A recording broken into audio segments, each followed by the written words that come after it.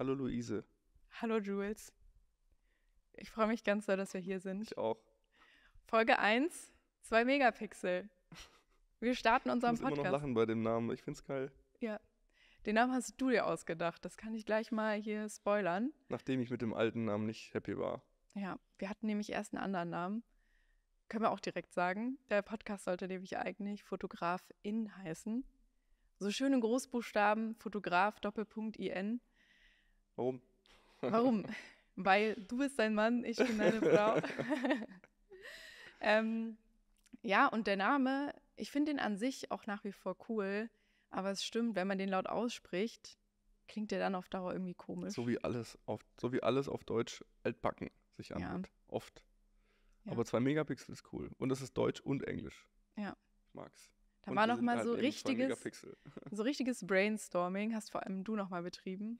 Es gab wirklich auch sehr witzige Vorschläge von dir. Ja, die wir jetzt nicht jetzt sagen werden. Ja, wir sagen Vielleicht nicht irgendwann. alles. Aber Fotografin, wir geben es zur freien Verfügung. Falls irgendjemand jetzt einen Fotopodcast starten möchte, dann Feel free. feel free. Kostet auch nichts. Ja, und wir sind Wir jetzt, heißen 2 Megapixel. genau, weil wir sind Jules und Luise. Jeder ist ein Megapixel. Und dein Hund liegt übrigens auch noch hier. Eigentlich sind wir Versteckt in der 2,5 Megapixel. Ja. Ja, Luise, was machen wir denn hier? Wir nehmen Podcast auf. Nicht nur Audio, sondern wir versuchen sogar das Ganze zu filmen mit 3 Kameras. Es wird nebenbei ein Wir YouTube-Video filmen das geben. mit 3 Kameras. Wir versuchen das nicht nur, wir können das. Ja, wir sind ja können das. Profis. Wir sind Profis. Wir machen das so lange, bis es funktioniert. Ja, auf jeden Fall. Ich bin aber guter Dinge. Also wir haben es gestern schon einmal richtig gut getestet. Ja. Heute klappt alles sehr gut. Wir haben den Mikrofonständer nochmal von der einen Seite zur anderen Seite geschoben. Ich sitze jetzt nach vorne gelehnt, Jules Ich nach sitze hinten ganz gelehnt. bequem einmal auf meinem Sessel. Ja, jeder musste erstmal gucken, wie er so seine perfekte Position findet. Aber ich muss sagen, wir sind jetzt hier im Meta-Studio Berlin, in Jules Studio, kann man direkt mal schon Unserem sagen. Studio. Ja, obwohl ich bin Du nur bist ja auch Teil des Untermieterin. Studios. Genau, aber du hast das Ganze gegründet. Ich finde, das ist wirklich nochmal was anderes. Mit der Janine Sametzky zusammen. Genau, liebe Grüße an der Stelle. Und ich finde, es ist auch ein richtig schönes Setup geworden. Ja, es ist sehr schön hier. Wird auch so unser Setup erstmal bleiben wahrscheinlich. Ab und zu wird es mal kleine Änderungen geben, denke ich mal. Aber das ist ja auch alles Work in Progress. Und wir machen das ja auch das erste Mal. Deswegen kann es ja auch noch Verbesserungen geben. Absolut. Vielleicht fällt uns auch noch was richtig Verrücktes ein. Immer. Vielleicht Immer. müssen wir einfach jede Folge was Neues machen. Ja, jede Folge in einem anderen Lass ich mal so Studio. stehen. Vielleicht machen wir es auch nicht, aber Nee, ich glaube auch nicht. Doch. Ja, was haben wir alles so geplant? Bevor wir uns vorstellen, das einmal so ein bisschen, was möchten wir machen? Wir möchten einen Podcast machen, in dem wir über uns, die Fotografie, das Business, unsere Arbeitsfelder, nenne ich es mal, sprechen. Wir möchten informativ sein, wir möchten auch ein bisschen educational sein, wie man das heute schön sagt. auf jeden Fall. Wir möchten Einblicke geben, die man vielleicht auch sonst nicht bekommt, die andere vielleicht auch verschweigen. Mhm. Thema Gatekeeping, falls das ein Begriff ist. Hast du schon mal gehört, den Begriff? Natürlich habe ich Bin das schon mal erst vor kurzem gehört Okay. und auch gelernt, was es bedeutet. Aber ja, ich bin kein großer Freund davon. Ich glaube, man muss ein paar Sachen, ich nenne es jetzt mal geheim halten, aber man kann auch sehr viel weitergeben. Und meine Erfahrung ist eher eine positive mit Dingen und Wissen weitergeben als eine negative und ich schon immer in meiner ganzen Karriere eher positive Erfahrungen damit gemacht habe, Wissen weiterzugeben und Menschen zu helfen, als mit Scheuklappen durch die Gegend zu rennen und Ellenbogen auszufahren. Ja. Wie siehst du das? Genau so. Dein Beruf ist ja auch eigentlich, Ja. dein Wissen zu teilen. Ich glaube, das ist jetzt gar kein Geheimnis, dass ich gerne Dinge teile Ja. und ich auch sehr davon profitiere. Also Stimmt, ich ja. merke auch, wie viel mir das Feedback gibt oder ja, alleine solche Workshops in Real Life. Wie machst du Was viele die- Workshops? Nicht ganz so viele aktuell, aber immer, Vorträge wenn ich machst du das halt auch Vorträge, Ja.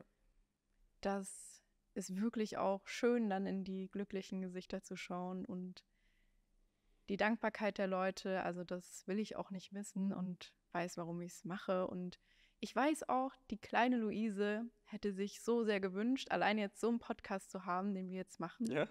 Ja, 2 unterschiedliche Perspektiven von Ja. Leuten, die wirklich in der Branche arbeiten. Also darüber hätte ich mich damals auch sehr gefreut. Deswegen weiß ich, dass es Leute gibt, die sich auch darüber freuen. Das glaube ich Und auch. hoffe ich auf Ja. jeden Fall. Ich freue mich auch. Ich habe Bock. Ich will ein bisschen was preisgeben von mir und hoffe, dass es natürlich den Menschen interessiert. Schauen wir mal. Ich denke, das ist eigentlich eine super Überleitung. Wer bist du eigentlich, Jules? Ja, willst du mich nicht vorstellen? Ich möchte dich kurz vorstellen. Was du zumindest weißt über mich. Wir Ja. kennen uns ja jetzt auch noch nicht so gut, aber gut genug, um uns kurz und knackig vorzustellen. Ja, ich fange kurz im Juli an, weil seit Juli bin ich hier im Studio und seitdem kennen wir uns. Mhm. Und es war jetzt schon im Studio ein paar Mal so, dass wir angefangen haben zu sprechen und dass es dann ganz schnell so richtig ausgeartet ist und man dann so dachte, boah, krass, du arbeitest jetzt in der Branche, wie funktioniert das? Im Und Positiven andersrum. natürlich Absolut. ausgeartet. Ja, im Positiven, definitiv. Und das auch ganz kurz so zur Podcast-Geschichte und wieso wir jetzt hier sitzen. Aber du, Jules, bist heute 32 Jahre alt. Es ist der 20. Dezember 2023. Du hast aber in 3 Tagen Geburtstag. Da Richtig. bist du 33. Schnapszahl. Ja. Oh mein Gott. Und Habe wenn ich ja ich, gar nicht drüber nachgedacht. ja, eigentlich musst du eine ganz große Party Ich machen. werde älter. Ich feiere meinen Geburtstag tatsächlich nie. Ja. Ein Tag vor Weihnachten ist immer nicht so viel los. Oh Mann. Richtig traurig. Viele haben immer eigentlich. Mitleid mit mir, ja. So wie du auch gerade, aber es ist Ja. gar nicht schlimm. Ich kenne es nicht anders. Ja, Deswegen. ich habe halt genau in der Mitte Geburtstag Oh, vom das Jahr. ist natürlich Traum. Ja. Da beneiden dich wahrscheinlich immer alle. Ja, Schön. deswegen. Sommerkind. Ja, es hat auch Vorteile, kurz vor Weihnachten Geburtstag zu haben. Nee. Okay, Mist. Gut, das lassen wir jetzt einfach mal so im Lass Raum mal so stehen. stehen. Was gibt's Aber- noch über mich? Genau. Was du weißt? Du wirst 33, hast somit 1990, bist du geboren. Ja. Und jetzt kommen wir mal zum Fotografie-Teil. Also, du hast 2 Semester studiert in Berlin, Ja, hast dann aber das Studium abgebrochen richtig. und hast dann angefangen zu assistieren und Praktika zu machen. Und das ist ein Teil, den ich besonders spannend finde, weil ich das nie so gemacht habe. Ja. Und ich mir auch teilweise wirklich wünschen würde, ich hätte das damals gemacht. Deswegen können wir da gerne in Zukunft noch Mhm. mal ausführlicher drüber sprechen, was auch so deine positiven und eventuell negativen Erfahrungen sind. Ja, definitiv. Und genau das hast du ein paar Jahre gemacht. Sehr lange tatsächlich. Sehr Ich glaube, lange. fast 6 Jahre habe ich das gemacht. Ja. Assistenz. Oder man sagt heutzutage eigentlich gar nicht mehr so richtig Assistenz. Es ist so ein bisschen verrufen, der Begriff, Mhm. weil mittlerweile Licht und Digi, wo wir irgendwann auch noch zu kommen werden, schon mittlerweile auch einfach Berufe sind, die man ausüben kann. Trotzdem gibt es natürlich noch viele junge Menschen, die, ich sage jetzt trotzdem mal, die Assistenz als Sprungbrett nutzen, um in die Fotografie und als Fotografen zu arbeiten. Was auch gut funktioniert. Für manche besser, für manche schlechter. Aber ich bin definitiv ein Riesenfan davon. Natürlich gibt es auch schlechte Seiten davon, aber für mich war das Studium gar nichts. Kann ich so sagen. Ja, und das ist auch okay. Ja. Es ist wichtig, dann zu sagen, gut, das ist es nicht. Ja. Ich mache was anderes, was mich weiterbringt. Es war eine gute Entscheidung, das abzubrechen, ja.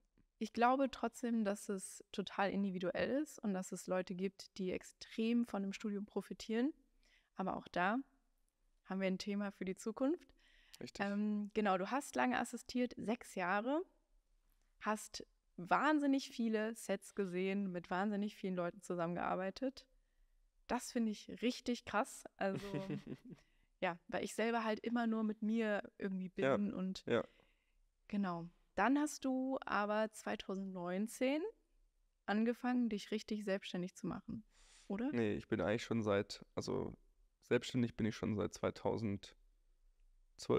Mhm. Also verdiene mein Geld mit der Selbstständigkeit und lebe auch davon.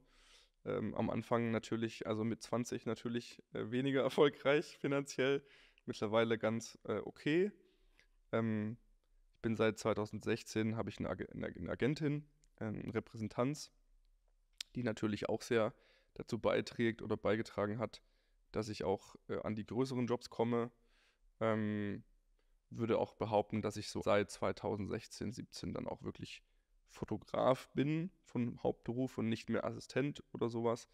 Und seitdem, also jetzt fast schon 8 Jahre, wenn ich das jetzt richtig gerechnet habe, als Fotograf selbstständig. Ja, Ja, wie komme ich denn auf 2019? das weiß ich auch nicht. Okay, komplett Ist aber falsche nicht Zahl schlimm. im Kopf. Aber genau, seitdem bist du Fotograf. Und man kann auch wirklich mal sagen, dass du mit sehr großen Brands bisher schon zusammengearbeitet hast, vor allem im Autobereich. Seit einiger Zeit im Ja. Autobereich, ja. Davor auch mit anderen Brands natürlich, aber in letzter Zeit sehr viel Auto, ja. Ja, auch wenn du generell Lifestyle fotografierst, sind doch relativ viele Automarken in deinem Portfolio.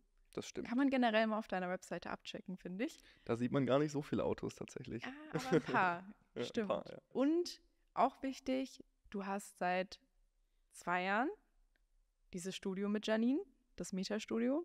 Genau. Und Nach langer Suche. Ja, wir waren davor in einem anderen Studio in Mitte. Da wurden wir leider rausgekündigt, weil das Haus den Besitzer gewechselt hat und der neue Besitzer leider nichts von Künstlern und kreativen Menschen hält, so wie das oft in Großstädten, die gentrifiziert werden, ist und alle Mieter gekündigt hat, ohne Grund. Deswegen mussten wir da raus und uns nach Neuem umsehen, aber mittlerweile sind wir tatsächlich sehr froh darüber, weil wir dieses schöne Studio hier gefunden haben und du ja auch hier Teil davon bist und hoffentlich noch sehr lange hier bleiben können. ja, voll Ja. schön. Ich mag es hier ganz doll. Kann ich Das auch ist mal an sehr der schön. Stelle sagen. Guck mal, sonst hätten wir diesen Podcast gar nicht. Richtig, richtig. Ist dann schön, Ja. wie sich so Sachen einfach ergeben. Ich freue mich auch, dass wir das jetzt machen. Und jetzt noch zu mir. Ich versuche dich auch mal vorzustellen. Luise Blumenstengel. Ich habe ja auch erst gedacht, dass es ein Künstlername ist, es aber nicht. Du Stimmt. heißt wirklich so. Fotografin aus Leipzig.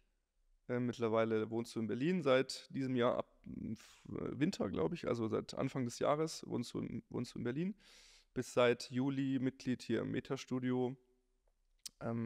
Verdienst dein Geld mit sehr vielen verschiedenen Dingen, unter anderem Fotografie natürlich im Hauptfeld, gibt es Vorträge, verkaufst auch Nutzungsrechte, gibt es Workshops, machst natürlich auch Jobs für Kunden und jetzt bald große Podcasterin. Absolut. Das wird dann mein Hauptberuf. Alles Ja. andere fällt hinten runter. Schauen wir mal. Schauen wir Du mal. bist 26 Jahre alt, Ja. Seit 2014 in der Fotografie so ein bisschen unterwegs. Wie kommst du auf Beruflich? 2014? Wir sagen einfach so random Ich irgendwelche weiß es nicht, ich Jahreszahlen. habe irgendwas mit 2014 im Kopf. Ja, 2011 habe ich meine erste Spiegelreflexkamera Aber gekauft. da hast du ja noch nicht damit Geld verdient wahrscheinlich, oder? Nee, aber da war ich 14 vielleicht. Ja. Vielleicht ist es das. Und was war 2014? War da irgendwas? Nee, da war eigentlich gar nichts. Geil, wir kennen uns richtig gut. Okay, dann hast du dir 2011 deine erste Spiegelreflexkamera gekauft. Welche war das? Die Sony A55. Meine erste Kamera war die 450D von Canon. Hatten auch viele damals. Schön kleine, süße Kamera. Dann hast du dich 2018 selbstständig gemacht. Das ist korrekt. Yes. Aber Also bist seit circa 4 bis 5 Jahren selbstständig. genau, da habe ich mein Gewerbe angemeldet. Aber Hm. ich war zwischendurch nochmal Teilzeit angestellt. Aber seit wann würdest du sagen, bist du denn unabhängig selbstständig und verdienst Geld, ohne dass du auf andere, natürlich bist du auf andere Menschen angewiesen, Ja. auf Kunden logischerweise, aber ohne eine Chefin oder einen Chef zu haben? Ja, seit 2021. Ich glaube, es war Juni 2021. Schön Interessant. in Corona-Zeiten habe Ja, ich stimmt. gesagt, Wow. los geht's. Ja, und dann bist du ja auch in Corona, nee, du bist nach Corona dann hierher gezogen. Ja. Was war der Grund, nach Berlin zu ziehen? Karriere? Karriere. Ich glaube, Gab es einen Grund? privat wäre ich nicht nach Berlin gezogen. Also, Ach, wirklich. ja, ich finde, Leipzig ist eine wahnsinnig lebenswerte Stadt. Hat auch eine super schöne Größe, Hört man sehr tolle oft. Seen drumherum und so. Ach, ist wirklich. Aber was war der Hauptgrund, warum du, also was war der initiale Grund, dann nach Ja. Berlin zu ziehen? Ich hatte in Leipzig das Gefühl, ich tappel so auf der Stelle und komme nicht voran. Mhm. Hatte so meine Kunden und Kundinnen und auch dort mein schönes Studio und so weiter, aber es hat sich wirklich nicht angefühlt, als hätte ich dort wachsen können. Interessant. Und dementsprechend war ich dann so, war wirklich ein Bauchgefühl. So, Und hat sich's bestätigt? hat sich sowas von bestätigt. Ja? Es war Cool. absolut Schön. richtig. Also ich muss sagen, ich bin nicht immer die Beste, wenn es ums Thema Bauchgefühl geht. Manchmal kann ich so voll gut drauf hören und manchmal so gar nicht. Aber in dem Aspekt hatte sich sehr bewahrheitet. Schön, das ist schön zu hören. Viele ziehen ja auch nach Berlin und bereuen es irgendwann. Ja, vielleicht bereue ich es auch irgendwann, Ja. aber Stand jetzt hat es mir wirklich wahnsinnig viel Positives gebracht. Alleine jetzt hier das Studio, aber auch Ja. viele große Jobs, wo dann der Kunde oder die Kundin gesagt hat, ach cool, du wohnst jetzt in Berlin, ja, dann können wir dich ja jetzt regelmäßig buchen. Ja, das stimmt, ja. Und man denkt zwar, Leipzig-Berlin ist eigentlich nur 1 Stunde 20 Ja. mit dem Zug entfernt, aber es gibt so viele gute Leute in Berlin, die lassen dich nicht, Ja, das ich wollte gerade stimmt. sagen, einfliegen. Ja, ist ja auch. Ja, ich weiß, was du meinst. Das ist auf jeden Fall ein großer Grund, in einer großen Stadt zu leben oder ein großer Vorteil auch, in einer großen Stadt zu leben. Muss jetzt nicht Berlin sein, aber kann auch Hamburg, München, Köln, alles sein. Aber es ist leider schon so. Ich sage bewusst leider, weil natürlich es gibt sehr viele tolle Fotografen wahrscheinlich auf der Welt und in Deutschland. Aber man hat es etwas einfacher in einer großen Stadt. Ja. Ich bin seit 10 Jahren hier. Ich bin damals aus Studiumgründen nach Berlin gezogen. Ich war ein kleiner Dorfjunge, der keine Ahnung hatte von gar nichts, mit einem riesengroßen Fragezeichen vor der Stirn, wie werde ich Fotograf? Und habe dann einen Studienplatz in Berlin bekommen und war natürlich super froh, super happy, dass ich hier nach Berlin ziehen kann, aber hatte nie den bewussten Gedanken, ich will jetzt nach Berlin. Das war eher Zufall. Es hätte wahrscheinlich auch Hamburg sein können. Es hätte auch eine andere große Stadt sein können. Ich wollte aber auf jeden Fall in eine große Stadt ziehen. Das war mir wichtig, weil ich weg vom Dorf wollte. Natürlich merke ich jetzt auch, dass die große Stadt viel mehr Möglichkeiten bietet, auch einfach von den Kunden her, von den Agenturen, von den Werbeagenturen, die es in den Städten gibt. Aber ich kenne auch ein paar Fotografen tatsächlich, die sind erfolgreich und sind mittlerweile aber wieder aufs Dorf gezogen und trotzdem weiterhin erfolgreich am Arbeiten. Also ich glaube, wenn man sich dann aber auch mal das Netzwerk aufgebaut hat und das pflegen kann und pflegt, dann kann man auch in einer kleinen Stadt leben. Aber es ist auf jeden Fall schwieriger, von klein groß zu werden, sagen wir es mal so. Ja, glaube ich auch. Also das ist ein ganz wichtiger Punkt. Ich glaube auch, dass wenn man einmal ein gutes Netzwerk hat, es egal ist, wo man wohnt. Ja. Weil man oft dann auch gar nicht in der Stadt selber arbeitet, sondern weltweit gebucht wird. Und ja, dann fliegt man ein, fährt mit dem Zug hin und so weiter und dann ist es okay.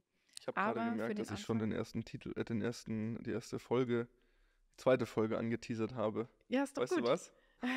Ich weiß was. Und zwar, wie wird man eigentlich Fotograf oder Fotografin? Ganz wichtiges Thema. Ganz schwieriges Thema auch. Ja, werden wir uns Wir gleich werden richtig. versuchen, die Frage zu beantworten, wissen aber noch nicht, ob wir es können. Ja, wir werden uns so richtig fusselig sprechen Ja. gleich. Es ist die Frage, die man am öftesten gestellt bekommt Ja. von jungen Menschen. Wie wird man eigentlich Fotograf? Wahrscheinlich auch in sehr vielen Foren dieser Welt die Frage von jungen Menschen kommt, wie wird man eigentlich Fotograf? Ja, zu Recht. So. Ich habe sie auch schon oft gestellt bekommen, aber Ja. es gibt nicht die Antwort darauf. Es ist ich glaube, es ist eine sehr komplexe Weg und Antwort, die es da gibt. Oder siehst du das anders? Ich sehe das genauso, aber da können wir dann gleich nochmal richtig abschweifen. Ja. Was ich jetzt noch richtig spannend finde für diese aktuelle Folge ist, Was denn, Luise? ja, und zwar, wie genau die Idee entstanden ist, haben wir zwar ganz kurz angeteasert, aber du bist ein Mann, ich bin eine Frau. Das sind schon mal Gegensätze und das sind unterschiedliche Themen, mit denen wir dann einfach konfrontiert sind in unserem Alltag, in unserem Arbeitsalltag. Dann natürlich unsere unterschiedlichen Wege, also ich sehr präsent auf Social Media, ohne Assistenz, auch ohne Fotografie, Studium, ohne Ausbildung. Du hast 2 Semester studiert, es gibt halt wirklich viele Dinge, die wir ganz unterschiedlich gemacht haben. Und generell glaube ich, dass wir auch zu vielen Themen unterschiedliche Meinungen haben, ganz abgesehen jetzt davon. Definitiv. Und dass es einfach mega spannend ist, bei allem, was jetzt in der Zukunft kommt, egal ob es Themen sind, die nur wir beide jetzt besprechen oder mit Gästen. Wir wollen nämlich auch ein paar Gäste einladen. Vielleicht auch wirklich aus Bereichen wie Recht, Werbeagenturen, solche Sachen. Nicht nur Fotografen, Fotografinnen, obwohl das natürlich auch ein wichtiger Teil ist. Ja, aber ich glaube, wir haben uns da schon gut beraten und gesagt, wir möchten auch gerne Menschen einladen, die jetzt nicht die Influencer und Influencerinnen dieser Welt sind, sondern vielleicht auch mal jemand, der einfach sehr viel Ahnung hat, aber so gut wie gar nicht online präsent ist, was auch auf mich zutrifft. Ich bin natürlich online präsent und ich habe auch meinen Instagram-Account, was man ja auch heutzutage haben muss als Fotografin, aber ich bin lange nicht so präsent wie du online und auf Social Media, weil ich auch das gar nicht muss, glaube ich, für meine Karriere. Mein Job funktioniert da ein bisschen anders. Und das ist auch so ein bisschen der Grund, warum wir warum wir die Idee dazu hatten, weil wir beide festgestellt haben, wir sind sehr unterschiedlich in unserem Job, obwohl es der gleiche Job am Ende ist. Aber da gibt es sehr viele interessante Punkte, die wir voneinander nicht kennen und die auch deine Zuhörer oder deine Crowd vielleicht nicht kennt über meine Art der Arbeit und vielleicht auch Leute, die eher wie ich arbeiten, über deine Berufsfeld oder deine Arbeit nicht so richtig kennen. Und das ist, glaube ich, sehr spannend und da wollen wir so ein bisschen in den nächsten Folgen drüber quatschen. Wir haben uns auch sehr viele hoffentlich spannende Themen überlegt und hoffen, dass das den Leuten auch was bringt und dass sie gerne zuhören und uns zuhören auch. Absolut. Ja. Und ich will nochmal Danke sagen, Jules, dass du dich auf dieses Projekt einlässt, weil du halt wirklich nicht so die Medienmaus bist. Aber ich finde es total cool, dass du jetzt mit hier sitzt, dass du so offen sprichst. Genau, dass du so offen sprechen möchtest. Und ich freue mich auf jede Folge, die wir jetzt aufnehmen und würde sagen, das reicht erstmal zu unserer kleinen Teaser-Folge. Und 2 Megapixel. 2 Megapixel. Sage ich da nur. Tschüss. Tschüss.